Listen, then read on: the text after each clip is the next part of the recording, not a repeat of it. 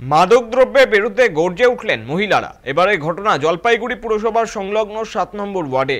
সেখানে আমাদের পাড়া আমাদের সমাধান কর্মসূচির মঞ্চেই অভিযোগ মাদকদ্রব্যের মতো অন্ধকার ছায়ার। এর প্রতিবাদ জানাতে ক্ষোভে ফেটে পড়েন ওই এলাকার মহিলারা। ওদিন নেশাজাত বস্তুর তীব্র প্রতিবাদ জানাতে সরব স্থানীয় বাসিন্দারা। তাদের অভিযোগের তীর পুরসভার চেয়ারপারসন পাপিয়া পালের দিকেও। ঘটনার পরই এলাকাবাসীদের পাশে দাঁড়ালেন খোদ চেয়ারপারসন। এরপর তিনি স্থানীয় বাসিন্দাদের সঙ্গে নিয়ে হাজির হন জলপাইগুড়ি কোতোয়ালি থানায় দ্বারস্থ হয়ে ডেপুটেশনও জমা দিয়েছেন তারা। নেশামুক্ত সমাজ গড়ার অঙ্গীকারে মহিলাদের প্রতিবাদের সুর তীব্র হয়ে উঠেছে।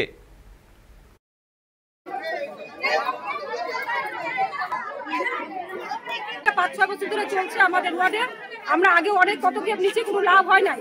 আমরা যাচ্ছি এটা বন্ধ করাতে, প্রশাসনের কাছে আমাদের এই কারণেই আসা। সকলে মিলে একটা এখানে থানাতে ডেপুটেশন দেবো, একটা নাম লিস্ট জোগাড় করা হচ্ছে যারা জানেন আর কি, যারা অভিযুক্ত, যারা জড়িত, দাগি ডিরেক্টলি ইনডিরেক্টলি যারা জড়িত, এই হচ্ছে কথা। তো সোর্সটাকে সবার আগে কাটা দরকার। আমরা থানায় এসেছি,